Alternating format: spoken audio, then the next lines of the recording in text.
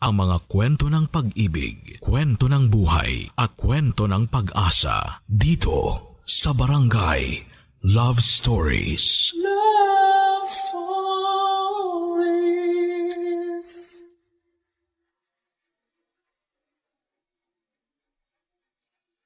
Kaya naman talaga tayo may kaibigan ay para magkaroon tayo ng karamay bukod sa ating pamilya.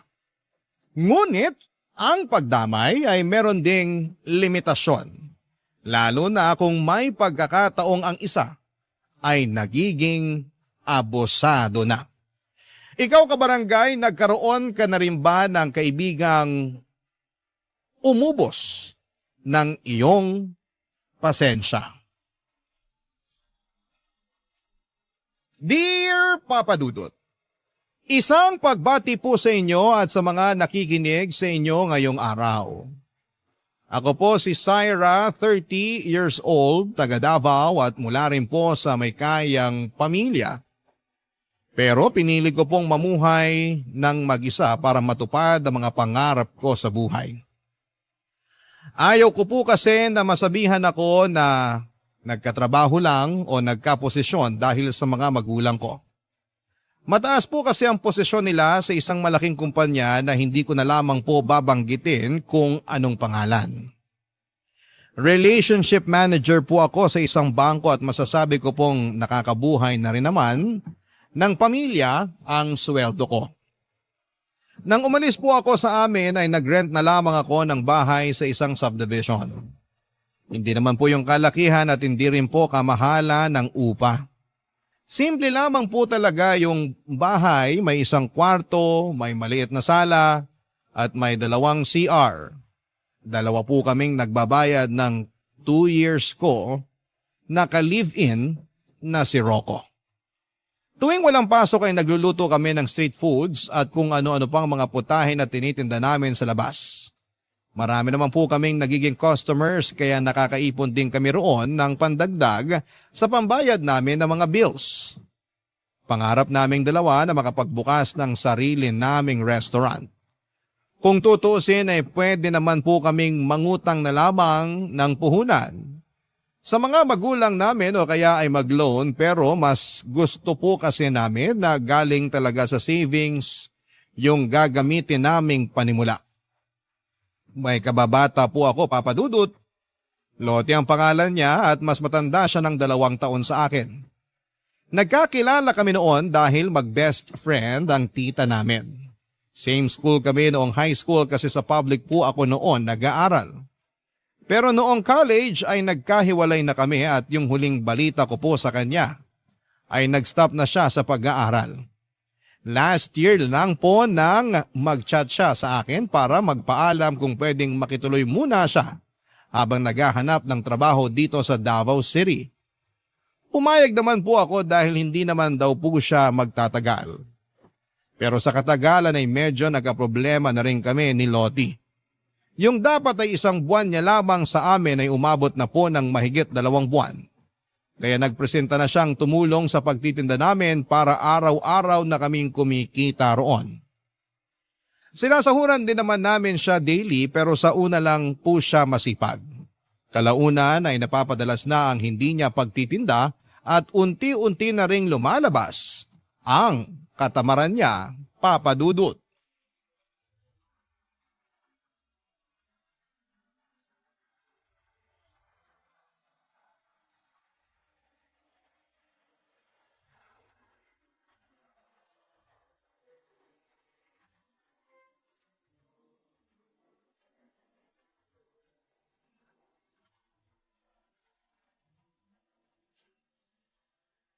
Lottie, hindi ka ba magtitinda ngayon? Hindi na muna. Bakit naman sayang yung benta kung di ka magtitinda ngayon? Saka na-prepare ko na kagabi yung ibang lulutuin. Baka masira yung mga yun. Ang sakit kasi ng katawan ko, tsaka antok na antok pa ako eh. Bakit ba kasi nag-prepare ka kagad ng lulutuin? Hindi mo man lang ako tinanong. Hindi na ako nagtanong kasi Monday to Friday ka naman talaga nagtitinda, di ba? Saka paano ka kikita ng pera kung ganyan laging dinadahilan mo? Ganyan din sinabi mo nung nakaraang araw na hindi ka nakapagtinda. Ano ba kasing ginagawa mo kagabi at puyat na puyat ka? Ano kasi, may kachat akong afam. Dahil doon kaya ka napuyat? Bakit? Bawal na ba ako makipag-chat? Wala namang kaso sa akin kung nakikipag-chat ka sa kung sinong gusto mo o kahit anong oras ka pa matulog. Ang sa akin lang naman, may business tayo. Okay lang sana kung hindi ka nagsabi sa amin na ikaw na lang munang magtitinda kasi hindi ka naman namin uobligahing magtinda. Kaya naman namin gawin yun tuwing weekend. Ikaw naman? Masyado kang dedicated sa maliit nyong business. Malaki naman ang sinasahod nyo ni Rocco. Kahit malaki yung sinasahod namin, kailangan pa rin namin ng extra income para sa pangarap naming restaurant. Alam mo naman yun, di ba? Malaki-laki rin kasing kinikita sa pagtitinda sa labas. Lalo na ngayon na marami nang nakakaalam na may pwesto tayo at nagugustuhan na nila yung mga paninda natin. Napapagod na rin kasi ako eh. Hindi ko kaya yung gigisingin ng maaga tapos maghapong magbabantay sa labas. Nakakaantok tsaka nakakainip din kaya yun. Kung ayaw mong magtinda, ano palang trabaho yung gusto mo? Gusto ko na maghanap ng ibang trabaho. O sige, kung ayaw mo nang magtinda, kami na lang ulit ni Rocco tuwing weekend. Asikasuhin mo na yung pag-a-apply mo. May nahanap ka na ba? Wala pa nga eh. Maghahanap pa lang. Sana naman makahanap ka na this time. Ikaw naman, parang pinapaalis mo na ako niyan eh. Hindi kita pinapaalis. Para sa sarili mo rin yun. Mahirap kapag nasa ganyang edad ka na tapos wala ka pang sariling pera. Hindi ka laging may mauutangan. Okay naman ako nung may trabaho pa ako. Inalat lang talaga kaya ganito na naman yung nangyari sa akin. Sabi mo kasi nung dumating ka rito may papasukan ka na tapos bigla kang nag-back out. Kaya nga kami nag-offer na ikaw na lang yung magtinda para kumita ka kahit nandito ka lang. Okay rin naman yung pagtitinda pero kasi nakakapagod talaga. Girl, wala namang trabaho na hindi nakakapagod. Kahit nga utak at kamay lang yung gumagana maghapon, nakakapagod pa rin eh. Ano palang gusto mo? Maging tambay ka na lang forever? Real talk lang ha. Hindi kasi pera yung lalapit sa'yo. Kailangan mong kitain yun. Sorry naman. Pero alam ko naman yun eh. Ang hirap lang talaga maghanap ng trabaho ngayon. Mahirap kasi hindi ka naman naghahanap. Ang ganda na nga ng trabaho mo last time, di ba? Pero sabi mo, nagsawa ka. Hindi pwede yung gano'n na kapag nagsawa ka na sa trabaho mo, aalis ka na. Bukod sa masisira ka sa employer mo, nakakahiya rin kasi pinaasa mo lang sila na tatagal ka, pero hindi naman pala. Kung makapagsalita ka naman dyan, parang boss na rin kita. Sa true lang tayo, Loti. Kung sa iba pa yan, baka mas malala pa yung marinig mo. Papadudot hindi nagpatalo si Loti sa usapan namin, Papadudot ng araw na yon. Marami pa siyang isinagot para depensahan ang katamaran niya. Hindi ko po yun nagustuhan at napansin na rin ni Rocco ang pagiging tamad niya at yung pagiging attitude niya sa akin. Kaya sinabihan na niya akong paalisin na roon si Loti. Ang kaso'y naaawa rin naman ako dahil wala pa siyang matutuluyan. Ilang araw mula nang huminto sa pagtitinda si Loti ay nagchat sa akin ang tita niya na best friend ng tita ko. Kinukumusta siya dahil nalaman daw nitong sa akin siya nakikitira. Doon ko po nalaman na tita pala niya ang naging amo niya sa huli niyang trabaho. Nagtry daw siyang mamasukang kasambahay. Ang problema, 1 linggo pa lang siya roon ay nagpaalam na siyang aalis dahil hindi raw kaya yung pagod sa dami ng gawain.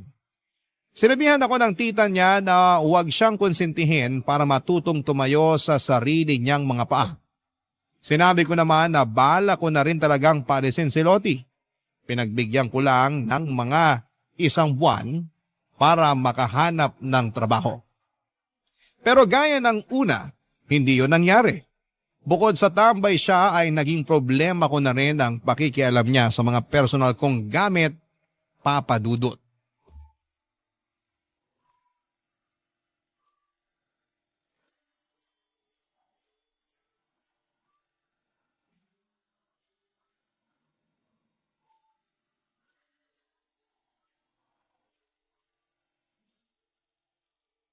Loti, ginamit mo ba yung sabon ko?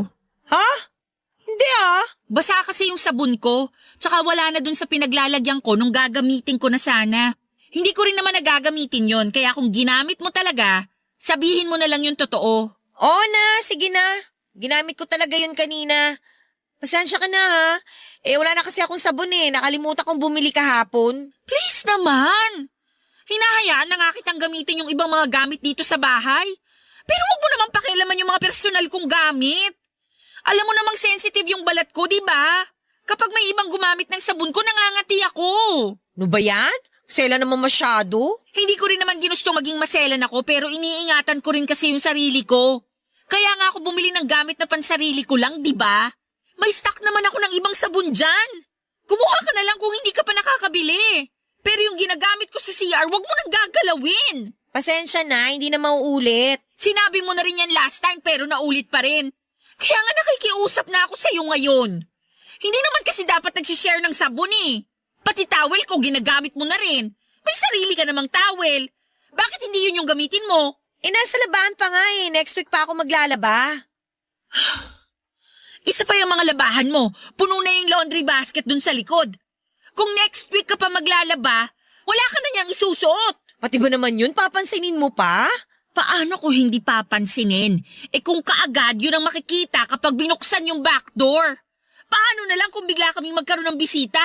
Nakakahiya naman kung makikita yung nakatambak na labahan doon. Saka hindi lang ikaw yung nakatira dito sa bahay. Minsan pinupulot ko pa yung mga panty mong nakakalat sa laundry area. Bakit kasi hindi mo na lang hayaan doon? Sana sinabi nyo na lang sa akin para ako na yung gumawa. Nakakahiya naman kasi sa inyo. Nakakahiya talaga! Ilang beses ka na kasi naming sinabihan tungkol sa pag-aayos mo ng gamit mo, pero wala namang nangyari. So paano? Kami pa mag-a-adjust? Ginagawa na nga namin lahat para maintindihan ka, pero lumalabas na parang pabaya ka talaga sa mga gamit mo. Ang sabihin mo, pareho lang kay maarte ni Rocco. Alam mo, Loti, kung ayaw mo sa ugali namin ni Rocco at sa kalinisang gusto namin dito, humanap ka na lang ng malilipatan mo. At least, kapag may sarili ka ng tinutuluyan, wala nang makikialam sa'yo. Wala pa nga akong pera, di ba? Hintayin mo lang na magkatrabaho ako. Aalis na rin ako dito. Tsaka babayaran ko rin yung pagtira ko dito.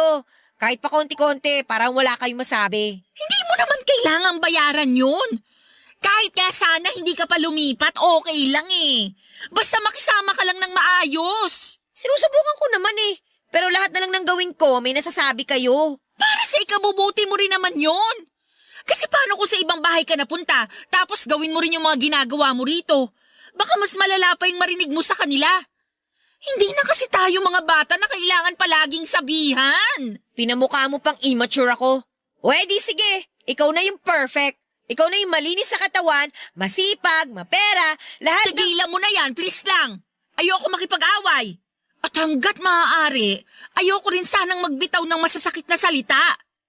Pero kung mag-a-attitude ka pa ng ganyan, kahit pinagsasabihan ka lang naman, hindi naman pwedeng magpasensya na lang ako palagi. Sinasabi ko to sa'yo para alam mo kung ano yung iniisip namin. Kesa sa ibang tao pa kami maglabas ng sama ng loob, tapos magmumukha ka pang masama sa kanila. Nagigets mo ba? Sige na, aayusin ko na lang yung mga labahan ko. Huwag ka mag-alala. Hindi na rin ako makikialam sa mga gamit mo. Maghanap na rin ako ulit ng trabaho para makaalis na ako dito. Papa Dudut, hindi ko na po noon na itago ang iritasyon ko kay Loti kaya sinang-ayunan ko na lamang ang sinabi niyang maghahanap na siya ng trabaho para makaalis na sa inuupahan namin. Sinabi ko na mas mabuti pa nga ganon ang gawin niya para hindi na kami magkaproblema pa.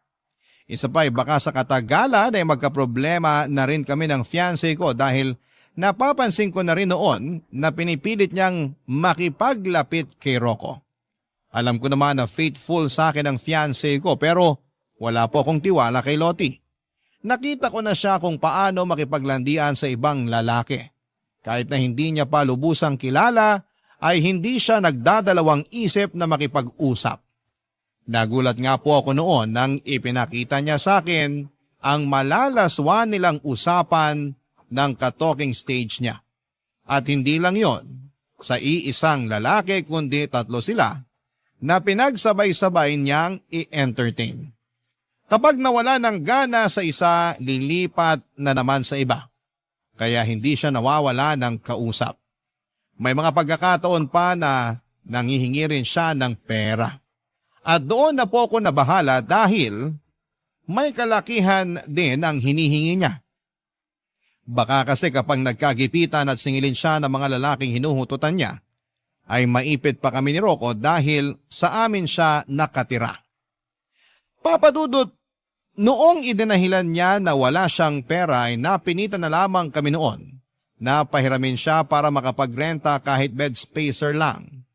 Hindi na rin naman ako ng hinayang kahit na alam kong hindi na niya ako mababayaran dahil nakahinga na ako ng maluwag nung hindi na namin siya nakakasama.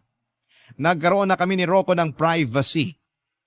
Pero makalipas lang ang 2 buwan ay bumalik na naman si Lottie at nagpupumilit na patuloyin namin siya sa bahay, Papa Dudut. Barangay Love Stories. Barangay Love Stories. Papa Dudut, ayaw na talaga naming tanggapin si Lottie noong bumalik siya sa amin pero nagmakaawa siya at sinabing 1 buwan lang naman siyang makikitira. Pero hindi ko magawang magtiwala dahil nasabi na rin naman niya iyon nung una. Ang naging problema ko lang nang dumating siya ay maraming tao sa paligid dahil weekend yon at nagtitinda kami. Nagmakaawa na siya sa amin at paiyak-iyak pa siya sa harapan namin ni Rocco. Dahil nahiya na kami sa mga nakakakita ay tinanggap na lang namin siya pero nilinaw namin na 1 buwan lang talaga siyang makikituloy sa amin. Mula nang bumalik siya ay naging magulo na naman sa bahay. Wala kasi akong nakitang pagbabago kahit konti man lang mula noong umalis siya. Hindi ko na lang idedetalye kung gaano po siya kadugyot sa bahay at sa mga gamit niya. Pero hindi ko po talaga kaya na makasama sa isang bahay ang ganon katamad at kaburara sa gamit. Hindi naman ako nagkulang sa pagpapaalala sa kanya, pero parang manhid na po siya sa mga sinasabi ko. Mas inuuna pa niya ang pakikipag-chat at video call sa mga lalaki niya kesa mag-asikaso ng sarili niya at ng mga gamit niya. Hanggang sa muli na naman po siyang nawalan ng trabaho. At sa pagkakataong yon ay naka1 buwan na rin siya sa amin, Papa Dudut.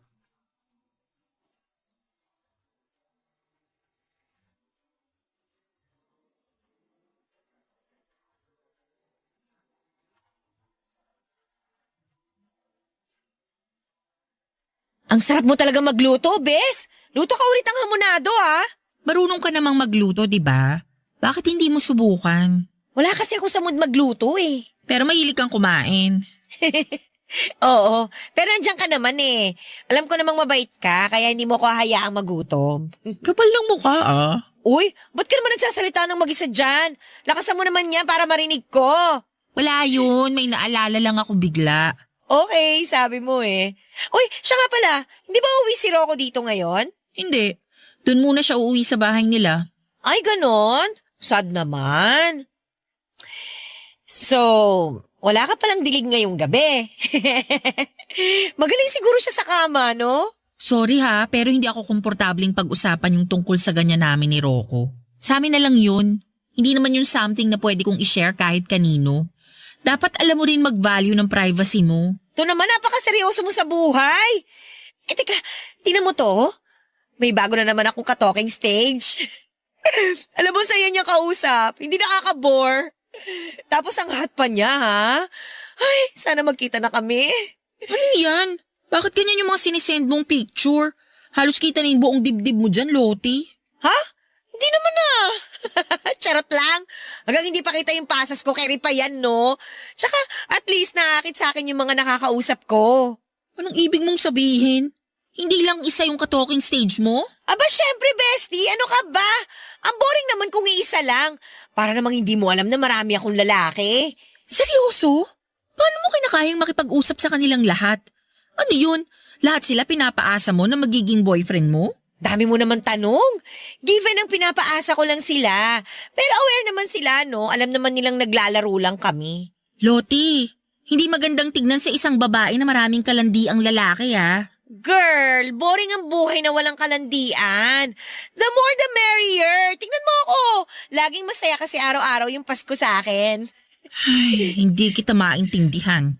Hindi kasi yan gawain ng matinong babae. Wow, napaka-pure mo naman, girl. Linis yarn. Hindi ako nagmamalinis, Lottie. Hindi lang naman iisa yung naging boyfriend ko, pero never kong ginawa na magsabay ng dalawang lalaki o higit pa sa isang relasyon. Eh di ikaw na yung malinis. Hayaan mo na lang ako. Wala namang mawawala sa'yo kung hindi mo ako pakikialaman, di ba? Alam kong buhay mo naman yan, pero bilang kaibigan mo, pinapaalalahanan lang kita. Kasi may malasakit pa rin naman ako sa'yo kahit ganyan ka. Salamat na lang sa malasakit mo. Pero masaya talaga ako na marami akong nilalanding lalaki. Saka single naman silang lahat eh. Paano ka nakakasiguro? Porket sinabi nilang single sila, maniniwala ka na? Sa bilis mong maniwala, baka mamaya may nasira ka na palang relasyon. Lalo na kung ganyan yung ginagawa mo. Nagsisend ka ng picture ng cleavage mo. Hanggat walang nag-PPM sa akin para sabing boyfriend nila yung nilalandi ko, kakalma lang ako, bestie. Ang saya-saya ng ginagawa ko, no? Lalo na kapag nakikipag-SOC ako sa kanila. Best experience! Ano naman yung SOC na yan? Sex on chat! My gosh, ginagawa mo yun? Loti naman! Hindi safe yung ganun. Ano ka ba? Oy, may rules kami ng mga nakaka-SOC ko, kaya safe kami, no? Alam mo, hindi ko na kinakaya yung mga nalalaman ko. Bahala ka na nga dyan. Papadudot lumaki po ako na galing sa conservative na pamilya. Kaya hindi ko talaga kayang sabayan ang mga ginagawa ni Lottie. Hindi ko nagustuhan na masyado siyang welcoming pagdating sa mga lalaki.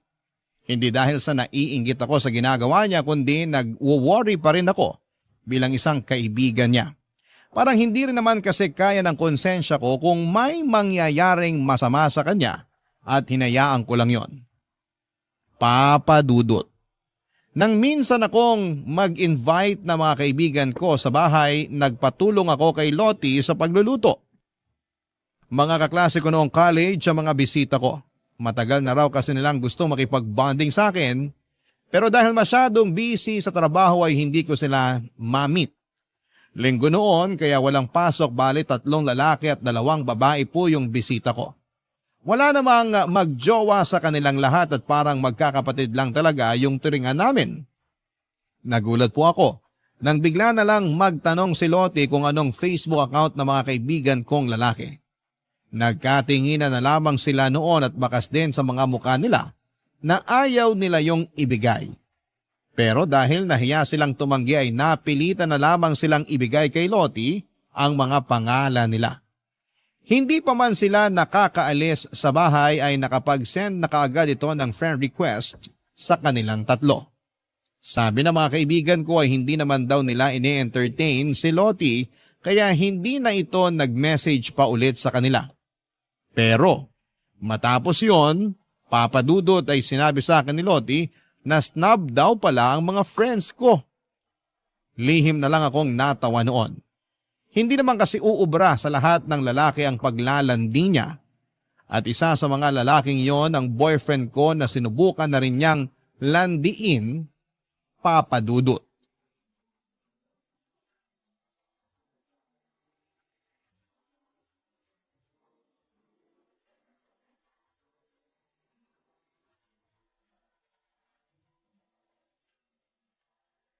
Uy! Mukhang masarap yung niluluto mo Patikim nga. Hindi ko pa natitimplahan na maayos. Mamaya na lang. Okay lang. Mukhang masarap naman lahat ng niluluto mo Parang ikaw. Uy, ano ba? Uy! Ba't ka ba nangyayakap? To naman! Nabanguhan lang ako sa'yo Masama ba yun? Hindi mo naman dapat ginagawa yung sa akin. Fiyase ako ng kaibigan mo. Respeto naman Sungit naman. Simpleng yakap lang Kahit na. Saka desisyon ko naman kung sino lang ipapayagan ko yumakap sa akin. Kaya pwede ba? Huwag mo nang uulitin yun. Anong nangyayari dito? Naririnig ko sa CR yung boses ninyong dalawa. Nagtatalo ba kayo? Pinagsabihan ko lang tong kaibigan mo. Bigla-bigla na lang kasi nangyayakap habang nagluluto ako rito. Ano? Ginawa mo yon, Lottie? Alam nyo ang OA nyo. Simpleng yakap lang naman yun pero kung makapag-react kayo, parang nakagawa na ako ng krimen. Simpleng yakap lang? Una sa lahat, bakit mo siya yayakapin? Hindi mo siya boyfriend. Na hindi nga kayo close para gawin mo yan Alam mo, ayoko sanang sabihin to Pero sa ginagawa mo, pinapatunayan mo lang na malandi ka talaga. Bakit ka ba ganyan sa akin? Naiinggit ka ba? Bakit naman ako maiingit sa pagiging malandi mo? Oo, tama na yan. Huwag na kayo mag-away. Hindi naman ako yung nagsimula eh. Pagsabihan mo yung girlfriend mo, masyado malisyosa. Malisyosa? Fiancé ko nga mismo ang nagsabi na niyakap mo siya. Hindi siya magrereklamo kung hindi siya nailang sa ginawa mo. Ang sabihin mo, gumagawa ka lang ng dahilan para magalit sa akin. Ramdam ko naman eh, inis na inis ka na. Alam mo naman siguro kung bakit, di ba? Gusto mo ba isa-isahin ko pa? Han, tama na. Paalisin na lang natin to si Lottie. Ano? Paalisin niyo ako ng dahil lang doon? Ang bababaw niyo naman! Hindi ka babawan yon. Kasi punong-puno na kami sa'yo. Saka wag kang kumilos na parang ikaw ang nagbabayad ng renta dito. Ang tagal mo nang nakikitira sa amin. Second chance mo na to. Ayaw na nga ni Rocco na nandito ka eh. Pero nakiusap ako sa kanya kasi wala ka namang ibang mahihingan ng tulong. Tapos ano? Ganito pang gagawin mo sa akin? Lalandiin mo na rin pati fiancé ko? Mahiya ka naman. Wala akong dapat ikahiya. Sa ganito na ako eh. Palibasa walang lalaki na naaakit sa'yo kasi para kang lola dyan sa pagiging conservative mo. May pera ka nga, boring naman yung buhay na meron ka. Ikaw, sa tingin mo, saan ka pupulutin pag pinalayas kita? Hindi mo ako mapapaalis. At bakit hindi? Lottie, pakiusap lang, umalis ka na. Pero Rocco, wala naman akong ginagawang masama ah. Please, kesa lumala pa tong pagtatalo natin, umalis ka na lang. Ngayon talaga? Gabing-gabi na. Sige, kung hindi mo kaya ngayong gabi, kahit bukas na lang. Pero pakiusap, tigilan mo na si Syra. Huwag mo nang baliktarin pa yung sitwasyon na parang kami pa yung may kasalanan dito. Pareho lang kayo eh. Ang yayabang nyo porke may mga pera kayo. Hindi naman namin pinagmamalaki na may pera kami. Ikaw lang yung nag-iisip ng kung ano-ano dyan, tapos gagamitin mo sa amin para magmukha kaming masama. Ginawa na nga namin lahat ng pag-a-adjust para sa'yo. Kahit na ikaw dapat ang gumawa nun kasi ikaw yung nakikitira. Wow! So talagang pinamumukha nyo sa akin na pabigat ako rito. Tama na nga. Mag-impake ka na lang ng mga gamit mo. Kung bukas mo gusto umalis, bahala ka. Basta bukas ng umaga, dapat wala ka na rito.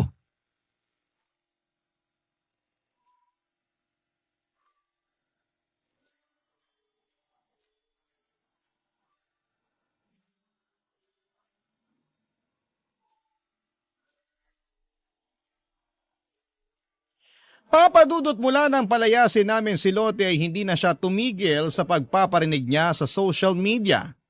Nagsishare siya ng mga patama para sa akin. Galit din siya kay Rocco pero mas galit siya sa akin. Kaya niya ginawa yon. Friends kami sa Facebook kaya nakikita ko lahat ng mga post niya. Hanggang sa sinadya niya na i-hide yung iba niyang post na minimension mismo ang pangalan ko. May mga mutual friend naman ako na nagmamalasakit at sinesend sa akin ng screenshot ng mga post niya. Hindi ko yon pinansin noong una hanggang sa itag niya na ako sa isang long post na patungkol na talaga sa akin. Nakasaad pa roon kung gaano kasama ang ugali ko at ang pagpapalayas ko sa kanya papadudot. Hindi niya binanggit si Rocco, lahat ng yon ay para lang sa akin. Dahil doon ay marami ang nag-message sa akin at nagtanong kung totoo ang mga sinabi ni Lottie sa post niya. At para naman i-address ang issue ay gumawa pa ako ng isang post para sagutin lahat ng mga tinatanong ng mga nakakakilala sa akin. Sinabi ko po ang totoong nangyari at pwedeng hindi ko na po idinitalye. Matapos yon ay blinak ko na si Lottie sa Facebook papadudot at hindi ko na po siya kinumpronta. Dahil alam kong hindi rin naman siya magpapatalo. Sa aming dalawa papadudot siya yung mas maraming masasabi na masasamang salita. Kahit marami pa rin ang nagtatanong sa akin ay mas pinili ko na lamang na manahimik at ipagpatuloy ang buhay namin sa kabila ng mga ginawa ni Lottie. Hindi naman kami ang talo roon dahil ginawa lang namin ang alam naming tama. Para sa problemang yon, papadudot. Barangay Love Stories. Barangay Love Stories.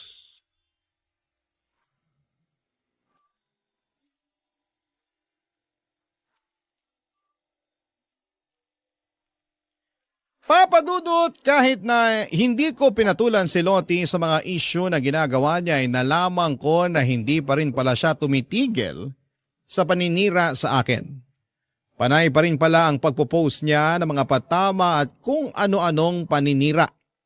Kesyo burara daw ako sa mga gamit, marumi ako sa bahay, nagkukunwaring mabait at mabuting tao pero mapagpanggap naman.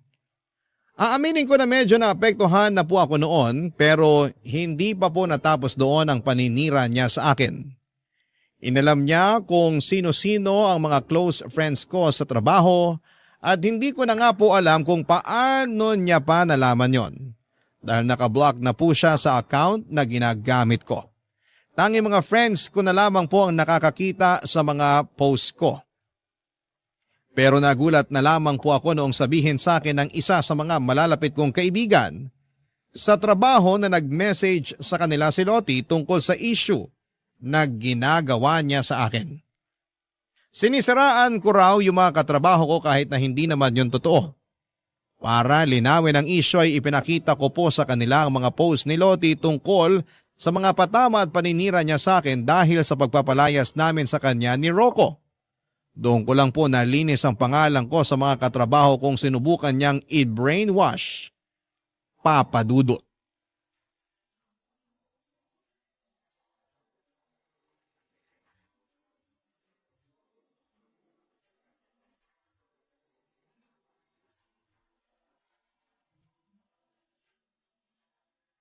Ang sarap naman ng beefsteak mo, Han.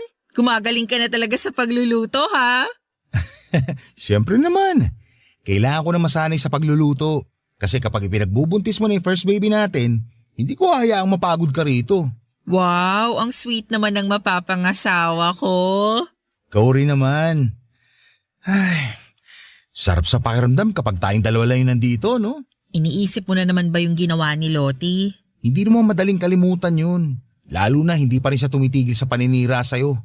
Pwede mo nga siya kasuhan sa ginawa niyang paninira sa'yo sa mga katrabaho mo eh. May ebidensya ka naman. Ayoko na ng guluhan. Saka sa tingin ko talaga parang may mental health problem siya. Kaya hayaan na lang natin siya. Baka mas lalo pa siyang lumala kapag pinatulan natin ang pinatulan. Hindi mo dapat hinahayaang abusuhin yung pagiging mabait mo. Mamimihasa yun. Baka nga hanggang ngayon, hindi pa rin tumitigil si Lottie hanggat hindi kanya nakikitang umiiyak na parang isang talunan. Baka sa susunod, mas malala pa yung gawin niya sa'yo. Hindi naman siguro. Sino yun? Halos gibain na yung gate ah. Halika, tingnan natin. Syra! Syra, lumabas ka dyan! Ay, sabi ko na eh. Syra! Hindi pa talaga tapos si Lottie sa panggugulo sa'yo. Lumabas ka, Ano Syra! ba kailangan ng babaeng to? Ano na naman ba to, Lottie? Bakit ka nag-iiskandalo rito? Gabi na nagpapahinga na yung mga kapitbahay namin. Wala akong pakialam! Papasok ako! Tumabi ka dyan! Aray! Syra, okay ka lang? Makatula ka naman. Ayaw mo kasing tumabi eh! Sabi ng papasok ako! Hindi ka na pwedeng pumasok dito. Trespassing ka. Sa tingin mo may pakialam ako? Nandito ako kasi inis na ako sa'yo! Ano ba kasalanan sa'yo ni Syra? Kung tutusin nga, siya ay mas may karapatang mainis o magalit sa'yo dahil sa mga paninirang ginawa mo sa kanya. Pasalamat ka, hindi kanya pinatulan. Huwag ka nga nakikisawsaw dito! Feeling gwapo ka naman dyan! Kasali ako rito. Pumasok ka sa bakura ng bahay na inupahan namin. Kaya bakit hindi ako makikisawsaw? Umalis ka na nga! Han, hayaan mo na nga muna kaming mag-usap. Kapag sinaktan niya ako, tumawag ka ng tanod. Tanod? Ha! Ako lang to, pero tatawag na kayo ng tanod? Ang hihinaan nyo naman? Bakit ka ba kasi nandito? Hindi ba ba obvious? Nandito ako para guluhin ka. Hindi mo ako pinapansin sa Facebook eh. Nasasayang lang yung oras ko sa kapo-post. Pero hindi ka man lang tinatablan. Manhid ka na ba o sadyang makapal talaga yung mukha mo kaya dinededma mo lang ako? Sa ating dalawa, ikaw yung makapalang muka. Anong karapatan mo na siraan ako? Wala akong ginawang masama sa'yo. Ginawa ko na nga lahat para tulungan ka pero abusada ka. Sa tingin mo may tutulong pa sa'yo kung ganyan yung ugali mo? Kung ayaw mo akong tulungan, pues, dadagdagan ko na lang yung problema mo sa buhay.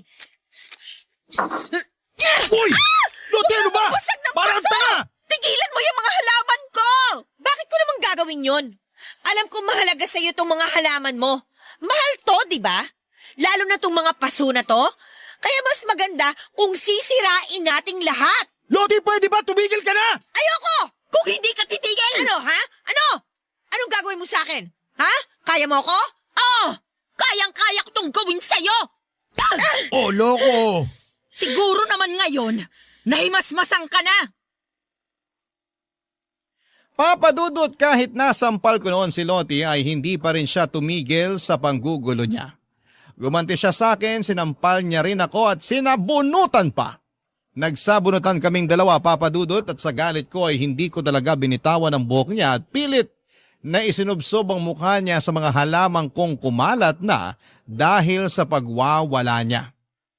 Sa pagpasok pa lang kasi ng gate ay bubungad na kaagad ang mga inaalagaan kong halaman. Kaya yon ang pinagdiskitehan niya. Nang mapaghiwalay kami ni Rocco ay saka ko lang napansin ang mahahabang kalmot niya sa braso ko. Dumating ang mga tanod na tinawagan ni Rocco noong gabing yon. Dinala si Lottie sa barangay kasama kami ng fiancé ko. Papa Dudut, nagkaroon kami noon ng kasunduan sa barangay na hinding-hindi na pupunta sa inuupahan namin si Lottie. At kapag bumalik pa siya roon para guluhin kami ay kakasuhan namin siya ni Rocco. Isinama rin namin sa kasunduan na titigilan na rin niya ang pagpaparinig at paninira sa akin sa social media. Babayaran niya rin ang mga nasirang paso at halaman na binili ko pa noong kalilipat pa lamang namin. May kamahalan pa naman po ang mga yon kaya hindi talaga ako pumayag na hindi siya magbabayad. Para na rin po bigyan siya ng leksyon sa ginawa niya. Mula nang mag-usap kami sa barangay ni isang sorry ay wala kaming natanggap mula sa kanya. Hindi na rin naman kami umasa dahil alam naming mataas ang pride ni Lottie at feeling. Ang nakakatuwa lang doon ay hindi na talaga siya nagparamdam matapos yung nangyari at hindi na siya nagparinig sa Facebook at mukhang nag-deactivate na rin siya. Papa Dudut.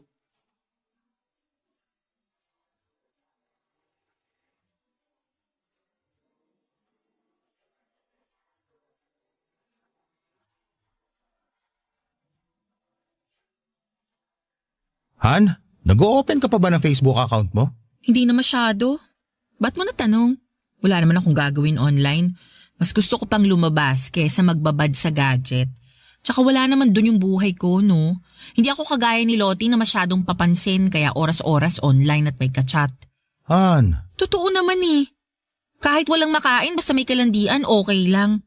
Inilaan niya na yata yung buong buhay niya kaka-Facebook. alam kong naiinis ka pa sa kanya hanggang ngayon. Pero hindi rin naman maganda kung magsasalita pa tayo na masama tungkol sa kanya. Hindi ba pwedeng maglabas muna ng inis o galit sa kanya? Nandun ka naman eh.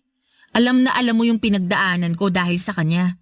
Pinili kong hindi siya patulan pero tignan mo naman yung nangyari.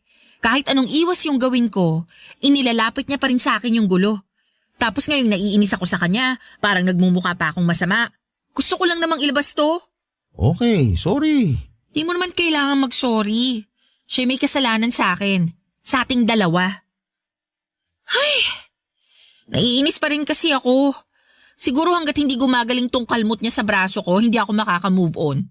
Kung pwede nga lang pabayaran pati yung mga nalagas kong buhok, gagawin ko para mahirapan siya sa paghahanap ng ibabayad niya.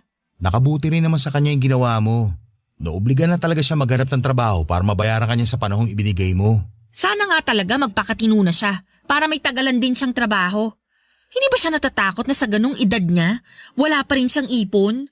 Paano kung magkasakit siya o may masamang mangyari sa kanya? Wala siyang mahuhugot kasi mas inuuna niya yung mga walang kwentang bagay. Kaya sana matuto na siya.